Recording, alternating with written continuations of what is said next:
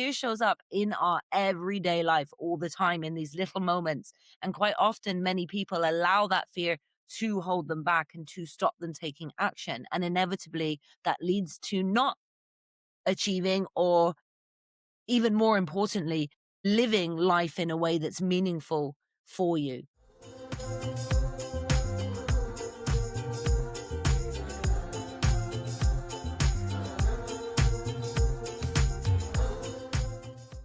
Welcome to ADHD and with Jorie Houlihan. My name is Jorie Houlihan. I am an ADHD life coach, speaker, late diagnosed ADHDer, and your guide for the dopamine deprived. My guest today is Harriet Bratt. Harriet is an international speaker, trainer, warrior, and fire guide. I am so excited to talk about that. All right, so Harriet is a powerhouse speaker and mentor on a mission to help ambitious entrepreneurs own the stage, elevate their income, and make serious impact, whilst having a lot of fun along the way. It is one thing to speak, it is another to impact. Completely agree. With her warrior's approach to mindset, public speaking, and business growth, Harriet supports you to step fully into your power and turn information into unforgettable messages. Having provided keynotes and runs live events for thousands around the world, plus training hundreds of speakers, along with her online membership Impact, Harriet empowers female entrepreneurs to play with fear, confidently captivate audiences, and create magic on both live and virtual stages. When she's not teaching others to keep their fire burning and continue to inspire, you'll find her outdoors with her dogs, embracing travel, or dancing around the house. All right. I love that. All right. So if you're ready to amp up your impact, income, and speaking game, she is here to get you there with flair. Welcome to the show, Harriet. Jorie, an absolute pleasure to be here with you, with your listeners, and thank you so much for a beautiful introduction. Of course, of course. All right, let's just get into it. I'm excited about this. All right, so you have described yourself as a warrior and a champion for women stepping into visibility. And women really struggle with the fear of visibility. So, what did the earliest stage of your leadership journey look like, especially after learning that you had ADHD? Oh, I mean, absolutely, we're jumping in, right? Big question. Hmm. Go big or Let's go go. home. Yes. I think to give a little bit of context, without necessarily being consciously aware that they were leadership positions, without sort of seeking managerial roles, I very naturally in my life, in different job roles, ended up being the supervisor, the leader, the assistant manager. Even on a holiday job at a seasonal restaurant I was working at, I ended up being the assistant manager. With a netball team, we lost our coach one season. I ended up stepping up and filling in. So I kind of, looking back, naturally found myself stepping into these roles. And as a child, I was certainly a very bold, impulsive. I mean, we're on the ADHD Yeah. show, right? I'm having this conversation. So I absolutely had those tendencies and a lot of those characteristics, which, especially with awareness and conscious nurturing, I think can be very valuable leadership skills. So to give that context and to say, I think it's always been there within my life, but it was through sort of a series of coincidences and ultimately not enjoying the job that I was doing that I ended up saying, like, enough is enough, and kind of starting my personal development, healing, and then entrepreneurial journey, which is when I kind of became aware of leadership, noticed my natural skills within it, but also saw that it was really, I do believe it's within us, but I also believe it's a skill that can be learned and built, and that there's a lot within that we can learn. So I was very open, but also saw it was a part of my personality. I really love that. So many women with ADHD, especially ones who were diagnosed late, they tend to not trust themselves because we were always told we were doing it wrong, right? And so to see somebody who sort of, whether it was conscious or not, sort of fell into leadership and just assumed certain roles, it's really, I think, inspiring. And I'm always trying to encourage women, like, trust yourself. You know more than you think you do. And it's muscle memory, right? It takes some time to get used to that idea. But as you said, like, these are roles that even if you're not necessarily, you don't see yourself as a natural leader, they are definitely skills that can be learned. It's a lot of it is just having that confidence, really. I was just going to say, you said something so key there that I'd really love. This was so big for me, and I think it's for a lot of your listeners that can relate. It's not about like waiting for the confidence. It's not wanting to be confident and then you'll show up in certain areas or then you'll be a great leader. In fact, great leadership is being able to be vulnerable, is not always knowing the right answer or the exact method, detail, strategy. Again, this is a more broad and general conversation, but they don't need to know everything and be confident in an area. And in certain environments, in certain moments, it's more about acting with the fear and doing that, as you said, muscle memory, doing that repeatedly is what then gives us more confidence. So I just want to remind everybody, act with the fear and build the confidence. Don't wait for the confidence to come. Yes, yes. There's a saying, it says, feel the fear and do it anyway. Yeah, love. So I love that. All right. So ADHD and business could be very interesting. So, how did your ADHD first show up in your business life? And were there specific moments when it felt like a superpower or more of a stumbling block or both? Again, beautiful question, and definitely both. And I think for me, I I've only been I say only, it is quite a while now, but I kind of fell in to entrepreneurship in 2020, just before COVID. Everyone kind of had this big fear around COVID happening. For me, it was like, what the heck am I going to do? I just started my entrepreneurial journey. And it was amazing because I had realized and had insights that the business partner that I had at that time, we had a very similar vision, a very similar goal, but we had a very different agenda perhaps behind the work that we were doing. And I realized that I wasn't aligned with it and I couldn't be in that space anymore. So I kind of flew away, all like probably a bit of ego, but just feeling really great, starting the next chapter. And then suddenly I came crashing into like, what am I going to do? I've been speaking, I've been running events, I've been blessed to be in this world with, to be honest, not a huge amount of effort other than really doing what I love, the speaking and the events. And now suddenly I've got to be an entrepreneur. And as every Hmm. that starts in that world knows, suddenly you're wearing every hat and every responsibility is yours. And so, in some ways, ADHD is an absolute superpower because you're able to manage a variety of tasks. But at the same time, we get distracted by a lot of tasks, immersing ourselves in one thing and forgetting about the rest of it, or having a new idea and needing to do it right now, here and then.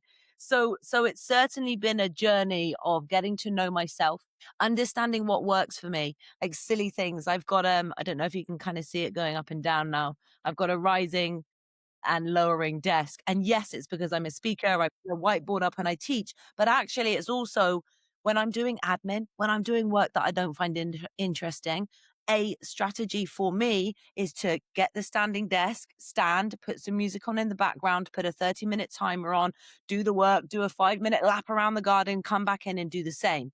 So that's just one example, but it was getting to know what can support me, what can I outsource, what can I delegate, what can other people do, and then where can I focus on ADHD being a superpower? Because not just ADHD, like any neurodiverse condition, whatever you want to call it, whatever language you prefer, whatever personality trait, we're all different and different things work for us. So it's just identifying what works best for you, what helps you best. And there are going to be areas you're not as strong as, no matter what the label or the trait is, but there are also areas that you can shine and thrive in. And as you said, back in that last conversation, it's really about building that trust to act on those impulsive moments, to act on those desires, rather than letting the weight of all of it keep you stuck. Yes. So you've just touched on so many things here. Okay. So the wearing many hats aspect of ADHD has definitely been one of the more challenging things for me as well. And what you said about knowing like where your strengths lie and what can you delegate, right? So I am somebody who I spent years trying to be more detail oriented. And I'm a big picture person. I'm really great at coming up with ideas, collaborating, that kind of thing. But I've also learned there is a point where I need to hand it off to somebody who enjoys the details. My brain starts to melt with the details. Even when I'm really interested in it, it's still one of those things where it's just harder for me. And so when you are an entrepreneur, though, and you're first starting out, and maybe you don't have the funds to do that kind of thing, it can be really challenging, right? Because you can't, oh, so many distractions out there. It's ridiculous. And, but that's one of the things that I've learned about myself is when I'm starting to get bored with something I'm working on, that it's in that boring phase of whatever it is, my brain starts looking for other things. And then I never finish the thing I was working on. So, going back to what you were saying about really getting to know your brain, which is my main message with most of these women, is when I started to figure that out, I started to put things in place to be like, wait, I'm in a mastermind. They help to hold me accountable. Like, wait, I thought you were working on this other thing. What is this new thing? Why are you doing that? Yeah, Right. I have that external accountability. So it's very nice to hear somebody other than me saying this to these women because it's so important to understand your brain. It's so absolutely. important.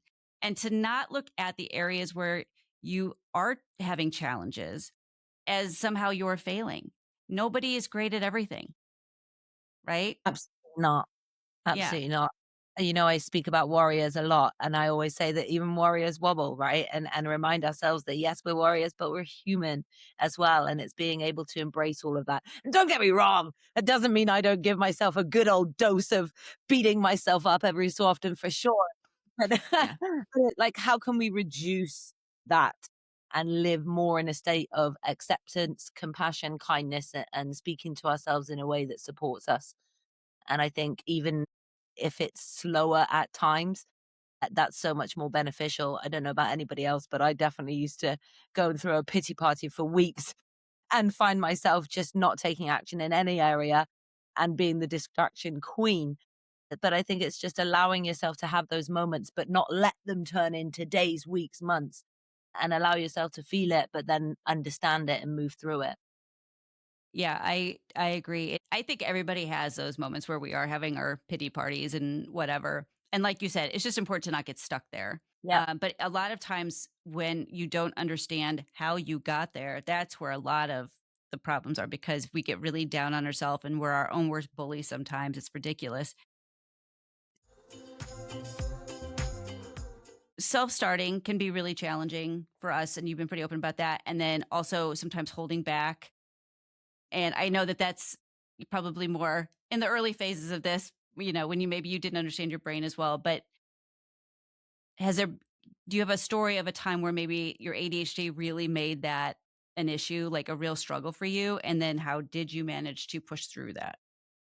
absolutely. And thank you. I think one that I can really tune into, and especially within the conversation that we're having in the entrepreneurial journey, is around impulsive investing. I think I don't know if you can relate to this, but certainly for me, a lot of my impulsiveness comes with heightened states of emotion. And that goes on, Mhm. right? I'm going to be super open and super honest because I think that's why we're in this space together. There have been times, not as many anymore, in fact, hardly ever, which I'm super happy and proud about. Yay! Woo!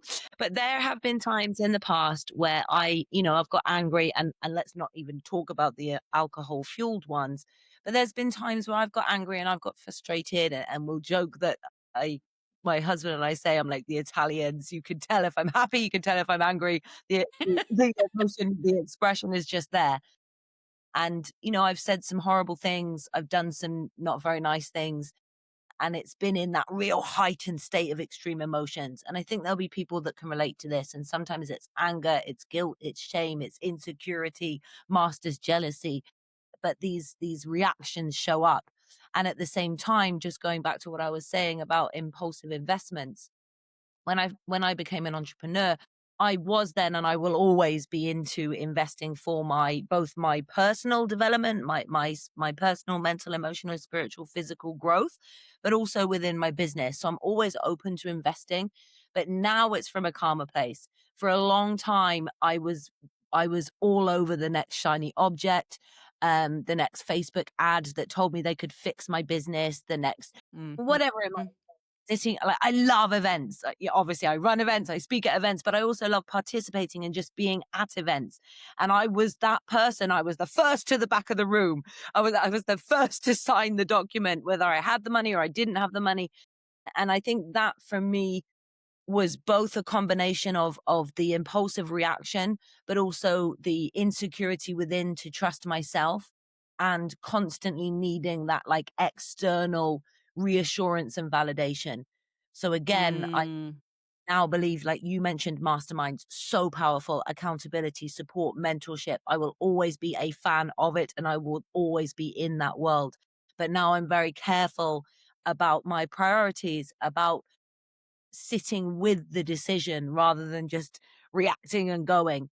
And so I think for me, I would never say I wasted money, but I think I put a lot more than I needed to because I was putting everything outside of me and then impulsively acting on emotion and the next dream rather than really sitting with and putting into action what I'd been learning. So I think that's been one of the biggest interfictions within ADHD in my business.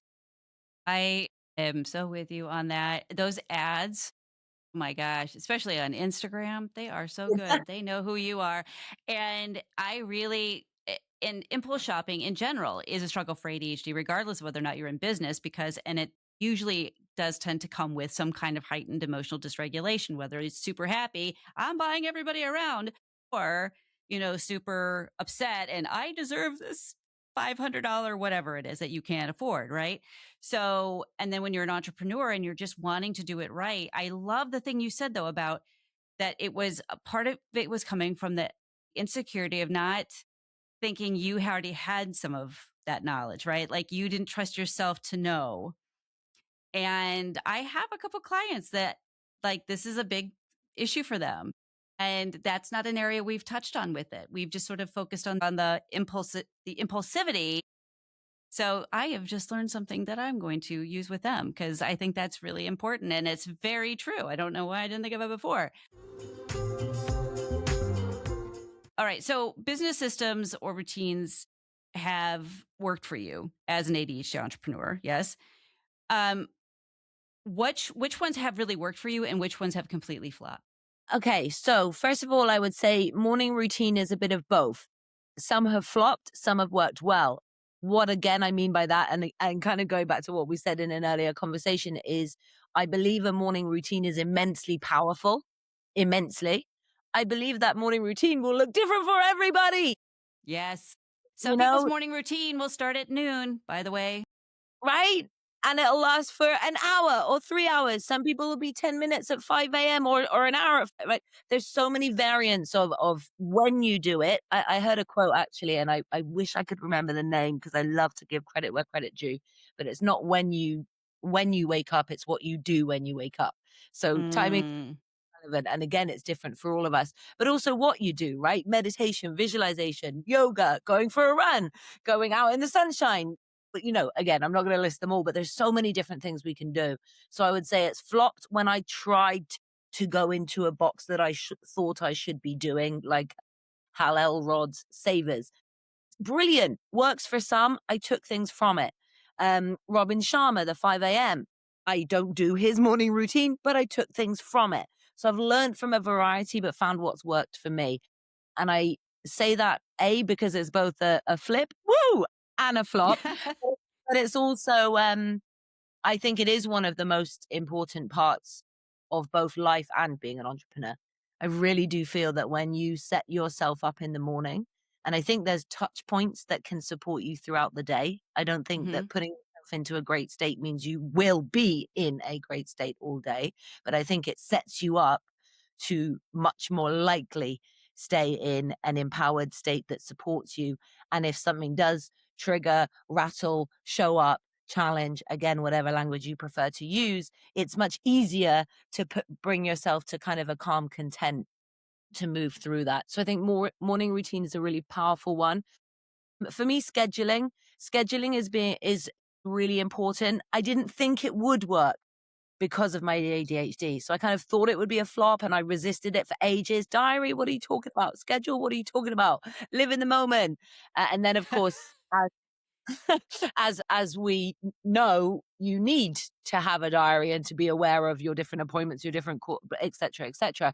So I started using it, but then started to notice when I was scheduling other things in that it really also gave me more freedom, because instead of trying to carry everything, and I think we're great at carrying lots of different things and bouncing between lots of different areas, shout out to ADHD, but exactly that, we kind of carry it and hold it, and we don't realize that it's a weight Mm. rather than a support in a focus in getting what really matters done. So scheduling, but also allowing that space for spontaneity. So I schedule Mhm. everything from a date night to my social media time to my working time, but I might vary it. So I'll say schedule a filming day, but then I'll schedule just a blank work space. It might end up being more content creation. It might be sitting with a speech that I've got coming up or an event. So I'm kind of free to play with that time, but it's still been dedicated time to work. If I'm having a day off, sometimes it's very planned. I'm spending this time with friends, family, or for my need of spontaneity, it's just free time. Do you want to chill on the sofa and watch a movie, or do you want to go and have a big hike on Dartmoor with the dogs? Right. So I still get that feeling of variety, which is important to me. And I think for a lot of people with ADHD, it's very important. But at the same time, I have a level of certainty and security, which I didn't think I would necessarily enjoy, but which massively benefits me, especially as an entrepreneur. You've hit on a few things I want to talk about. I've been very good about putting appointments in my calendar for a long time because I learned very early on, long before I knew I had ADHD, that if it was not in my calendar, I was not going to remember it. It didn't exist. That being said, it's one thing if I'm having an appointment with somebody else. It's another thing when I'm planning my own stuff, right? And so we sometimes don't weigh it the same way. And what you said about how you also schedule in like sometimes some blank space so that you can play around with it, et cetera. And I look at scheduling now sort of like budgeting. A lot of people find budgeting, they think it's going to be really restrictive, but it actually is what gives you freedom because you know what you're working with. And so when I can look at my calendar and say, okay, this is how I want to spend this time, it just, like you said, it takes the mental load off. We really Absolutely. don't realize how much that weighs. It's a Yeah. lot Yeah. and it's stressful. And so when I started to do that, it really made a big difference in how I showed up every day because I felt prepared and I felt like, okay, I know what I'm doing. And if even if something did come up and something got kind of thrown off, I have built in like I call it a landing pad and it's for like when that happens so that I can finish up something that maybe I didn't get done earlier in the week. But So all of you these things are things that I figured out in terms of how my brain works, the same way that you did for yours. And the morning routine, I love what you said about, I tried this one and it didn't work, but I took things from it. And I tried this one and I don't do it, but I took things from it. And that is such a great example of being flexible. We you know how we have tend to have all or nothing thinking, right? It's like if I can't do the entire thing, then I have failed and I'm a horrible human being and blah blah blah. But yeah. learning, right? And we don't need to do that. You did exactly what we should be doing, which is, hey, just take from it what resonates with you, right? Take from it what works for you. And if it does the rest doesn't, that doesn't mean you have failed. It just means it's not right for you. Absolutely. And I just want to add in that I was that person too, right? That beat myself up because I wasn't doing it and tried Me like, too. yeah. So I just wanted to say it took me time. I didn't suddenly, oh, I know what to do here. So, but for anyone listening that is in that fix, I hope both of us sharing this conversation means you get there quicker. Yes, exactly. You don't have to do all of the things.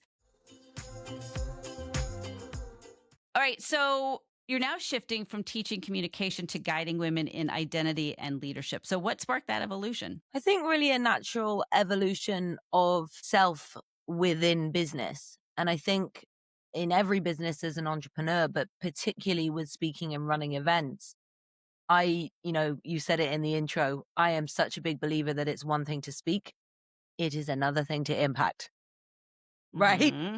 Anyone can stand behind a mic and deliver information. And some of your listeners will be going, no, I can't even stand behind the mic. No, trust me, you can. It's a different story for another time. But to really impact, to really move a room, to really create shift, to really create transformation, to really provide benefit, value at a deeper level, I think that really takes showing up as you, fully you. And of course, skill, of course, with strategy. But to connect with that room, it comes from authenticity. And that's become such a buzzword.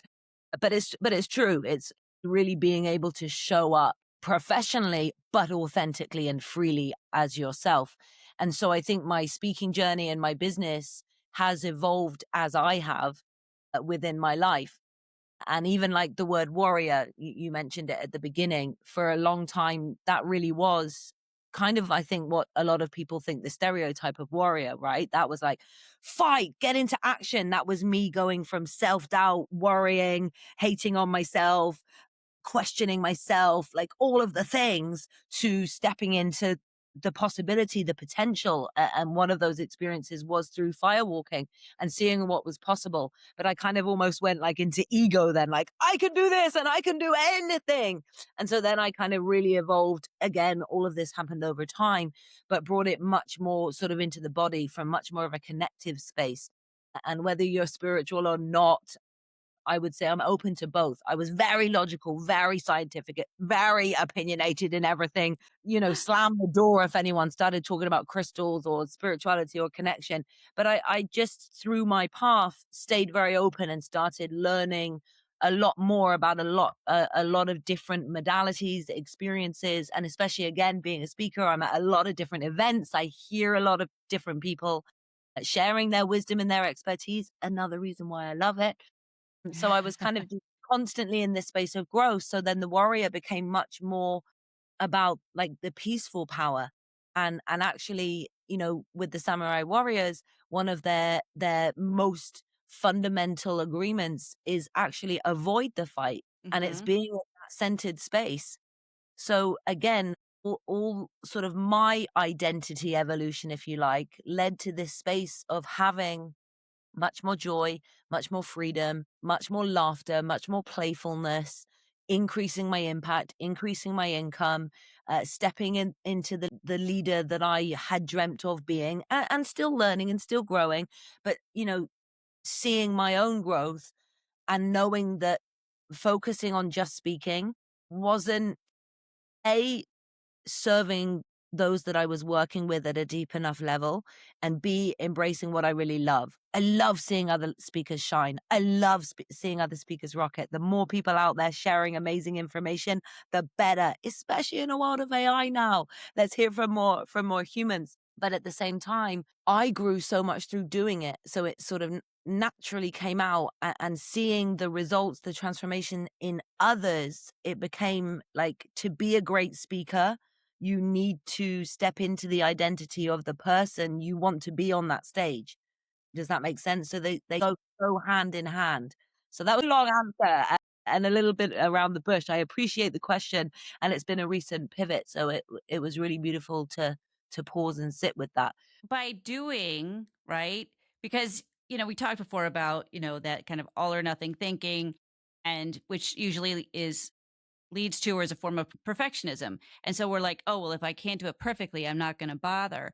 And that may not necessarily be the exact sentence going through your brain, but it does hold us back a lot.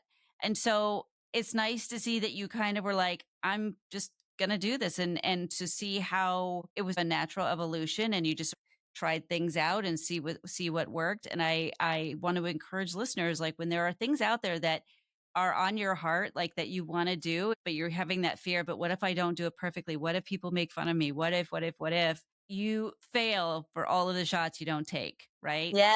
Oh, just take baby steps if you have to. You don't have to be, walking on fire the first time out, for crying out loud. Just sometimes take those baby steps, because that really it's the momentum we are looking for. And motivation comes after momentum for us. And so we need to start taking action and then we keep going. So that was a really great way of, it was nice to hear you talk about how you just did it and you learned from it and you took things and you've been making it work. So awesome. Love it. Love it. I think there's a quote, progress over perfection. And don't get me wrong, it doesn't mean I haven't had my moments of doubt. Like I said before, my self-pity parties, the questioning, absolutely.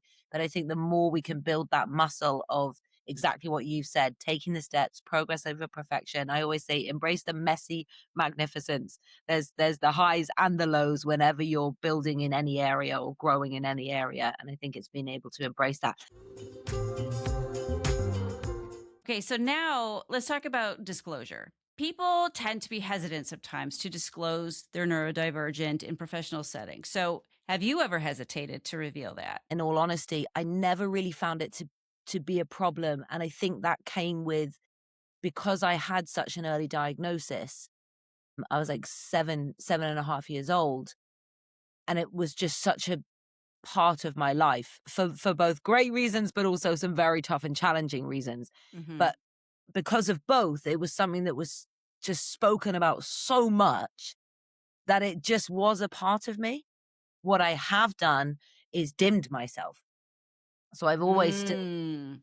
and about ADHD, but I've, you know, there's kind of been two, I would say, big chapters, and I'll say it quite quickly.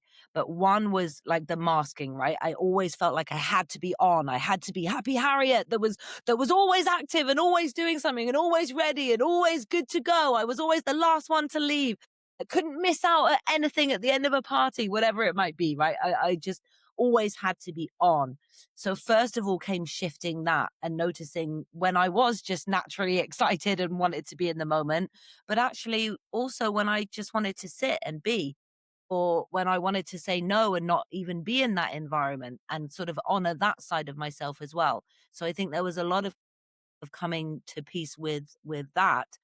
But then secondly, it was almost when I am excited, and actually still recently, right, this showed up for me. And don't get me wrong, I've grown a lot in this area, but just being honest, I was at an event that I organized. I'm a part of an incredible group called the Association of Transformational Leaders. I love being there. It's an amazing community, but it's a lot of the members are very calm, very centered, very spiritual. And again, you can be any which way and still be spiritual, but they're very, on the whole, more grounded, more calm, not as expressive as me. And I find that in those environments, I'll dim myself slightly because I want to fit in or I want to be accepted.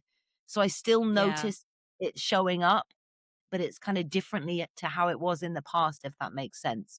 But Hmm. again, I think it's just consciously noticing that and seeing, like, with this environment, I get so much joy and so much benefit that I still wanna be a part of it, but it's checking in with that. There's environments that I've had to walk away from because it's like, I thought I would love this. I thought I'd wanna be a part of it. In the past, I probably would have clung on and tried to make it work, but now it's like, these just aren't my people. Thank you, but no thank you. So that actually brings up a good point, which is we are in control of our environment. And so you bring up a good point about how you have been able to say, you know what, maybe these aren't my people. I feel like I have to change too much of who I am for this to work. And I really want listeners to hear that because we have a very strong people pleasing tendency and it keeps us sometimes in places we don't belong because we don't want to disappoint anybody or we don't want anybody to think we're mad at them or whatever it is. But it's okay to say, you know what? I like these people, but it's just not the right fit. Because I do find, and I don't think this is just for ADHD, I think it's for everybody. But when we are with our people, whatever that is for you, that's when we really start to just thrive and flourish and really just connect so well. And so it's really extremely important for people to surround themselves with people who get them, or even if they don't always get the ADHD, they're still really supportive and they're there to support you and lift you up, right? And they're people you want to lift up because otherwise there's no point, right? You want to be with people who are going to lift you up. So, Absolutely. A slogan for our business is "Let's rise together." So I'll just agree exactly. and leave it at that. All right. Love it. So, how do you coach leaders who fear stigma around neurodivergence? And what practical steps help create safe spaces for those conversations when you're working with people? Well, being really open, I don't specifically work with leaders who are neurodivergent. I have and I do, but not specifically within that area. So I would say someone like yourself and others have a lot more expertise within that area. But I would say within leadership and self, I think in all areas, first of all, and I kind of just gave the clue there, leadership absolutely starts from within. In the same way I mentioned with communication, I train speakers, but before you even think about externally commuting, communicating,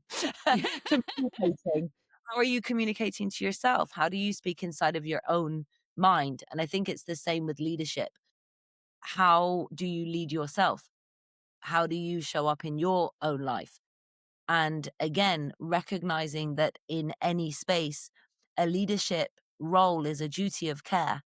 In some capacity, it's a duty of care to the people that are around you, and whether that be within a family as parents or within a company as a CEO or a manager, as the entrepreneur, the leader of your business, right? There's so many different ways that we can utilize this. But I think it's the ability to recognize yourself truly as a leader, trust yourself in that role, and really kind of touch on what we've been speaking about in this conversation. And one of the biggest lessons for me in leadership is not needing to be right all the time, being open to being wrong, being quick to rectify that, being able to create different solutions or different possibilities, but to be able to acknowledge that, to be human in your leadership role. A leader doesn't mean that you're Superman. You're still human within that. So again, I know it's quite a cliche answer, and I think the details of strategy come into the business that they are in. But I Mhm. my first and key area working with any leader is their self leadership and what they do for themselves in order to directly influence how they show up externally as a leader. And you made a good point, which is sometimes it's very specific to the business they're in, right? I think that's a very good point. Okay, so firewalks. Firewalks and physical breakthroughs are a big part of your events, correct? Yes, very much Okay. so. So, how do these experiences connect to your own journey with leadership, neurodivergence, just like the whole thing? Like, how did you even get into it, first of all? And then how do you connect it with people who attend your events to what they're doing? Absolutely. I think earlier I mentioned, and you said it from your experience with some of your listeners and some of the people that you work with, that one of the most difficult things with a lot of people, with everybody, but particularly with ADHD or those who are neurodiverse, is trusting yourself and believing that even though perhaps your brain works in a different way, that you still have potential, you're still capable, you can still achieve what is important to you. So we've both kind of touched on that within our own experiences, but also recognizing that in many, many others. So the experiential breakthroughs for me, and not just witnessing them and participating in them, but also providing them, you feel it within. It's a visceral experience. When we feel something, like when someone stands before the fire and that fear comes through, that story of, "Oh, it's hot. I'm gonna get burned. Is this possible? Can I do it?" Right? Like, just take a moment. Everybody listening, think in your life, whether it's writing an email, whether it's having a difficult conversation with a client, with a loved one, with a good friend, whether it's making a sale, whether it's raising your prices, whether it's speaking from stage, right? I mean, I could literally spend this entire podcast giving a list of when fear shows up. Sometimes it's just leaving our house and bumping into a certain person. Yes? So fear shows up in our everyday life all the time in these little moments. And quite often, many people allow that fear to hold them back and to stop them taking action. And inevitably, that leads to not achieving, or even more importantly, living life in a way that's meaningful for you. So when we stand in front of the fire and we do glass walks, arrow breaks, board breaks, and they kind of have a similar message, but each one carries its own importance. But particularly with the fire, when you stand in front of those flames and fear shows up, that ability to feel the fear, but make a conscious choice and cross the fire. And I'd love for everyone just to really imagine that right now. Visualize in front of you. If you want to, close your eyes, but just see like those orange coals. Imagine standing, feeling the heat of the fire, the coals, and suddenly it's your moment to walk. That fear that then dissipates into a grounded, calm, core choice to walk. And then imagine that celebration at the end. And that moment of celebration is because you've just connected with your power. You've just connected with potential. You've just connected with possibility. And instead of staying stuck in fear or running the other way, and I'd like to also say you absolutely can say no. No one is ever forced to walk. And of course, in some moments, saying no is actually immensely powerful, right? For It all of is, us that yes. have difficulty saying no and have difficulty setting boundaries, sometimes in that moment saying no is the strongest moment that you absolutely can. I just ask you to make the choice from a space of alignment, not from a space of fear, right? There's a big Yes. difference. So Yes. anyway, so when they have that moment, it's felt. So that's what it was for me. My first time, just to very quickly answer that, was with Tony Robbins. I'm sure many people have heard of that. It was thousands of people. It was amazing, but just being super open. It was I think it was in November, or it was cold in the UK, and we had to cross a cold gravel car park and then wait for thousands of people to walk on the fire. And then about 3 weeks later, I had the opportunity to walk again. And because of UPW, I felt focused. I was excited to do it. But because there was only 30 people, I had an entirely different experience. And all that sort of noise and self just disgusting language, like sabotaging that I would do was released. And don't get me wrong, again, it's something that we continuously work on. It's things that we keep supporting ourselves with. But even just in that one moment, there was such a shift between who I thought I was and who I knew I was at the end of the walk. And that's very hard to explain if you don't do it, but that's what I experienced. And then I, of course, heard the group share their experience, and it was just something I knew instantly for, especially for those that seek external validation, external reassurance, especially for people like me that are impulsive and go and invest everything they've got and more into people outside of themselves. This is such an important experience to connect with your inner power, your inner potential, and to trust yourself. So we started providing that experience for others, and I just think it's, as you can probably tell, it is You're a little it is excited about it. I'm it's just just a a yes, tiny, teeny, just a little teeny. bit. Um, as you were describing this, I just kept that phrase kept coming through my head. Feel the fear and do it anyway. I can only imagine. I have not done the firewalking thing, but I can only imagine, like when you're saying who you were when you started the walk and who you were at the end of it, because you have to like let a lot of shit go and just be. And like, I think that's an amazing thing. It is one of the things on my bucket list, I will say. Yes. Yeah, so my husband's always like, "You with this, like, I also wanna jump out of a plane." He's like, "What?" Like, I'm like, "I wanna go skydiving." I He's like, "We have children, you cannot do that right now." I'm like, "Fine." Anyway, how do you define visible leadership now? And how can women with ADHD claim that space without burning out? 'Cause that's a big problem for us. I think visible leadership, especially now more than ever, is being willing to show up. And of course, that's so simple. But as I said about speaking, it's being able to show up and express yourself freely, authentically. I'm a speaker and I'm looking for more words here, just in a real and raw way, particularly now, right? AI is everywhere. And no matter who you are or what you are bringing to the table, particularly if I've kind of got my speaker hat on here, but if you're sharing information, if you're sharing wisdom, if you have podcasts, there is information everywhere. So people are looking for trust. They're looking for connection. They're looking for the human behind it all. And that's saying Mhm. buy not just from, we buy into people that we like, we know, and we trust. So now visible leadership is what it always has been. It's being willing to lead by example. It's walking your talk. For me, especially in the context of public speaking and stages and leadership, it's someone seeing you on stage and seeing that you're the exact same way off stage. Like if someone walked into my house and saw me in my kitchen, I am only in an amplified version of who I am off stage. It's that willingness to show up transparently. And of course, I understand that we will always refine certain areas of ourself, but it's really being able to show up in a bold, free way. And when we think of fear of judgment, because that's the biggest reason, there's many, but that's the biggest reason that we don't. Let's just think of that classic Marmite. Do you know Marmite? No. It's like it's here in the UK and I'm not sure where else, but it's basically it's a spread that they put on toast.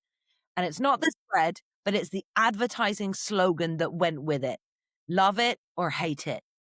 And it just became this massive, well, I say global, you didn't know about it, but massive That marketing doesn't mean campaign. anything. I live under a rock. It's all good. Well, it's probably not quite as big as that, but certainly immensely well known within the UK, and I think maybe Australia because they have Vegemite. But this well known slogan of "love it or hate it," and for me, that became an anchor with self expression, with visibility. Some people will love you and some people won't. When we stay vanilla and we try and please everyone, you're just going to get caught up in the noise of absolutely everything out there. But when you're willing to speak, share, stand and express your beliefs, your opinions in your style, in your way, and stand to that. And it doesn't mean you don't feel the doubt, but it means you continuously, as we were saying earlier, progress over perfection. You keep moving forwards, trusting yourself to show up and expressing yourself in those visible environments and places in a real raw and yet experienced way, right? You still show your expertise, you're still professional, you still build the credibility, but you do it in your unique way that builds a true connection and true relationships, which I really believe business is actually all about. And visible leadership is putting yourself in those environments and in those places. Agreed. And you keep touching on something that I think is really important for my listeners too, which is everybody is a work in progress. We're always trying to be better. We're always trying to find a better version of ourselves. That doesn't mean we don't love who we are right now, but we're always, because when you stop evolving, you die. Even if you're still living, you're not really, right? So I don't want people to think that there's some like end to that journey. We're always evolving, but that's kind of the fun part. It doesn't sometimes feel like it, but it really is, because when you see like how far you've come, like when I look at who I was pre-diagnosis to now, like two different people. It's Yeah. incredible. And it's not that the person before was some bad person. She was just really lost and didn't understand why things were the way they were. Now I do. I have a better sense of humor about my ADHD than I ever had back then. You know what I mean? Because now I'm like, okay, I know what this is. Yeah, So I think I love that you've been touching on that, which is like I still struggle with this stuff sometimes. I'm still evolving. That's a really important part of life, period, for anybody. So, absolutely. okay, it is now time for the rapid fire round. I'm going to give you a series of questions. Just answer whatever comes top of mind. All right, are you ready? Yes, All right. What is your favorite mental reset when you feel scattered? being out in nature. That's a good one. One system or tool you swear by for staying on track or at least circling back. Post-it notes for sure, and also, like, really conscious reminders on my phone. Yes, I have to be very conscious about what I put as a reminder on my phone and what I don't, because after a while you stop hearing the ding, you know? If you have everything as a reminder. Um, all right, the most unexpected lesson from leading a firewalk. Oh, beautiful. I think ironically, it's an extended lesson of what I shared earlier. It's about possibility, but I know this is rapid fire and I'll make it super fast, but to give it context, we had a lady in India that had cerebral palsy and she walked on crutches and she had her brother caring for her. And I like with so much of what she did, dressing, washing, her day-to-day life. And when she came to the event, she didn't think that she would be able to walk. And I was curious, right? I'd never someone hadn't walked. I believed that it was possible, but I will admit there was some uncertainty there. And I was thinking about ways that it would be able to be possible in a safe way. By day 3, because of the other activities she'd done, she really wanted to walk and she wanted to try it, and she did.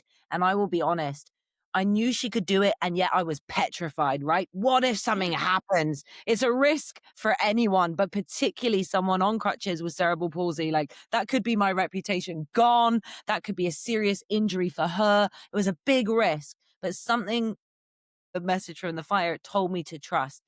And even though I was petrified, we did it. Her transformation was amazing. She was able to not receive care from her brother every day. Like, it was massive. But for me, I've never been asked that before, and I love that you have. Thank you. And this is going in my journal tonight. All I right. realize, reflecting back on it now, I can see that that gave me so much more confidence and certainty, A, in the experience of the fire, but also B, in possibility.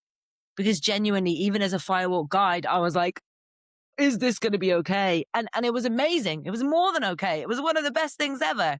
So I think, yeah, really, really, I think we tap into such little potential that we have, and I think that's the biggest unexpected and yet expected lesson that I've got. That's an amazing story. That is just so powerful that she did that. And what came afterwards, that is just amazing. It was That is like, phenomenal. I was like, that was the rapid fire version, but yes, it was incredible. And I always love reflecting on it, but it now is even more meaningful. I mean, yeah, I've never been asked that question. What's the unexpected lesson? So it's lovely to kind of be back in that moment, but also ground a teaching that I didn't realize I received at the time. So thank you. very welcome. All right. Next question. An ADHD quirk that you've learned to celebrate. I think at times, I'm not always the best with it, but at times, my ability to laugh and apologize and say, like, I zoned out. I did not, I did not hear what you just said for the last minute, 3 minutes, 5 minutes. I wasn't present. I acknowledge it. I'm sorry. Could you please repeat yourself? That. Yep. I've been there a few times. That one. All right. Last question. Book, podcast, or resource you recommend for women leaders feeling stuck? Well, you've said it a few times, so I'm going to say Feel the Fear and Do It by Susan Jeffries. It is a very simple book, but it's an immensely, immensely powerful I didn't even book. know that was a book. I've just It, heard the phrase. Okay. Well, it's now a I'm going to have book. to go Yeah, look it that was, up. it was actually, it was one of the first books I've ever read. It's one of those like super simple, super easy to read, but it's just a very concise, simple message that stays with you, which is the quote, of course, feel the fear and do it anyway. But I think, as we all know, in many different ways, for many different reasons, fear is the number one thing that does hold us back and make us question ourselves and not feel good. It's disguised in many ways, but it is that. So I would say feel the fear and do it anyway. And I would also say, again, possibly a little bit cliche around leadership, but true, any of, but particularly Leaders Eat Last with Simon Sinek. Yeah, I like him. So now my mind just wandered. Sorry. I was like, wait. I was just like, I have one of his books. What? Anyway, right. Thank you. All right. Thank you so much for being here, Harriet. This has been so great. How can people get a hold of you? Please connect. I am Harriet Bratt, Harriet 1T, Bratt 2Ts, and I'm on most social media as Harriet Bratt Speaker. And please do reach out, connect in a message. If there was an insight, if you have a question, if you just want to share something, then please do just jump into my inbox and send a message. Sounds good. All right, everybody. I will have her information in the show notes, so you'll be able to find it there too. And let me know in the comments, what was your biggest takeaway from today? I think mine was the reminder of I'm always evolving and it's going to be okay, even when it doesn't feel like it. So, what was yours? I would really love to know. I loved your motivation comes after momentum. I'm taking that and keeping it. I love it. And I also just wanted a moment to say thank you. I think this podcast, this platform, this space that you have for neurodiverse and in particular ADHD is so powerful, so meaningful, and so important. So thank you for having these conversations. Thank you for raising the awareness. And I really appreciate the opportunity to be here with you and your listeners. Well, thank you so much. That means a lot. Thank you.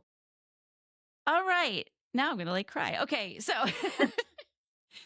if you are a woman who is ready to start understanding your ADHD brain so you can finally make your system stick and you want some help to do this, I do work with clients one-on-one.